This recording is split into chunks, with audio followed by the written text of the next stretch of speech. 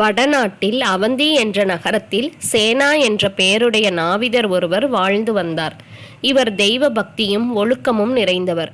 குலத்தொழிலை நேர்மையாக செய்து வந்ததால் அரண்மனையில் பணிபுரியும் வாய்ப்பினை பெற்றார். ஒரு நாள் அதிகாலை நேரம் காலைக்கடன் முடித்த சேனா இறை வழிபாட்டில் தன்னை மறந்து லயித்து இருந்தார். தியானத்தில் இருந்த சேனா இவ்வுலகையே மறந்து பாண்டுரங்கனோடு இணைந்திருந்தார். அதே சமயம் அரண்மனையிலிருந்து அவசரமாய் மன்னர் அழைப்பதாக காவலர் வந்து அழைத்தனர். இந்த சமயத்தில் சேனாமை எழுப்புவது சிரமம் என அறிந்திருந்த அவர் மனைவி, அவர் வீட்டில் இல்லை, வெளியே சென்றுள்ளார் என தெரிவித்தாள்.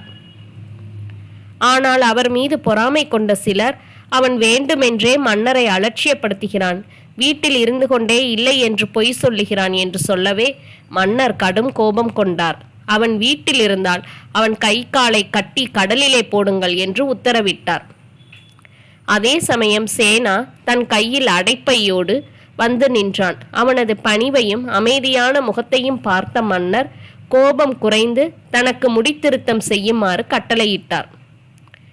சேனாவும் அவர் முன் பணிந்து அமர்ந்து தன் முன் வைக்கப்பட்ட தங்க கிண்ணத்தில் இருந்த தைலத்தை தொட்டு மன்னரின் தலையில் தடவினான்.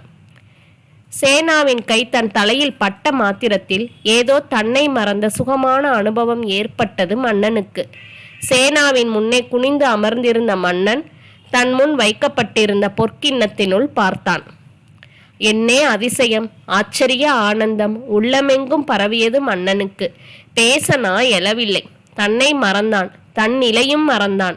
கிண்ணத்தில் இருந்த தைலத்தில் அந்த பாண்டுரங்கன் திவ்ய மங்கள ஸ்வரூபனாக சர்வாபரண பூஷிதனாக தரிசனம் தந்தான். தன்னிலை மறந்த மன்னன் மயக்கத்துடனேயே எழுந்து கை நிறைய பொற்காசுகளை அள்ளி சேனாவின் கையில் கொடுத்துவிட்டு உள்ளே சென்றான். இங்கேயே இரு, இதோ வருகிறேன் என்று கூறிச் சென்ற மன்னன் ஸ்நானம் செய்த பின் வந்து பார்த்தபோது அங்கே சேனாவை காணவில்லை. ஆனால் மீண்டும் சேனாவை பார்க்க வேண்டும், தைலத்தில் பார்த்த உருவத்தை காண வேண்டும் என்னும் ஆவல் அதிகரித்தது மன்னனுக்கு. சேவகரை அழைத்து சேனாவை அழைத்து வாருங்கள் என்று கட்டளையிட்டான். என்றுமில்லாமல் இன்று ஒரு நாவிதனுக்காக மன்னன் தவிப்பது அனைவருக்கும் ஆச்சரியமாக இருந்தது. சேனாவின் உருவில் நாவிதராக வந்த பாண்டுரங்கன் பொற்காசுகளை சேனாவின் இல்லத்தில் போட்டுவிட்டு மறைந்தான். மூன்றாம் முறையாக சேவகர் தன்னை தேடி வந்ததை அறிந்து சேனா மிகவும் அச்சத்துடன் தன் அடைப்பையை எடுத்துக்கொண்டு அரண்மனையை அடைந்தான்.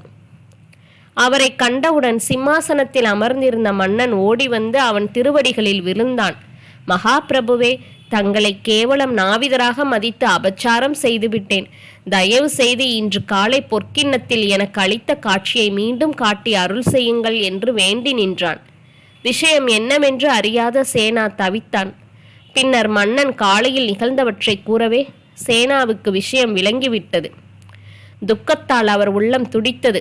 என் மேலுள்ள அன்பினால் நீயே அடைப்பத்தை தூக்கி வந்து முடித்திருத்தும் தொழிலை செய்தாயா பாண்டுரங்கா எனக் கூறி மயங்கி விழுந்தான். அவனது புலம்பலை கேட்டு காலையில் வந்தவன் பாண்டுரங்கனே என்று அறிந்து மன்னன் பெருமகிழ்ச்சி அடைந்தான். சேனாவின் மயக்கத்தை தெளிவித்து அவனை அமர வைத்து அவனிடம், சுவாமி, தங்களின் அருளினால்தான் பகவானுடைய திவ்ய தரிசனம் இந்த எளியேனுக்கும் கிடைத்தது. அவர் திருக்கரங்களால் தொடும் பெரும் பாக்கியமும் அடியேனுக்கு கிடைத்தது. இனி தாங்களே என் குரு என்று சேனாவை வணங்கினான் மன்னன். அதுவரை அரசனையும் சேனாவையும் ஏளனமாக பார்த்த மக்களும் மந்திரி பிரதானிகளும் சேனாவின் பெருமையை உணர்ந்தனர். மன்னரோடு மற்றவர்களும் சேனாவின் சீடர்கள் ஆயினர். அனைவரும் இறைப்பணி செய்து இறை பக்தியில் மூழ்கினர். சேனாவின் அன்புக்கு கட்டுப்பட்டு இறைவனே இறங்கி வருமளவு சேனா இறைவனது பக்தியில் மூழ்கியுள்ளதை அறியும் போது இறைவனுக்கு அன்புதான் முக்கியமே தவிர உயர்ந்தவன் தாழ்ந்தவன் என்பது பக்திக்கு இல்லை என்பதை நாம் புரிந்து கொள்வோம்.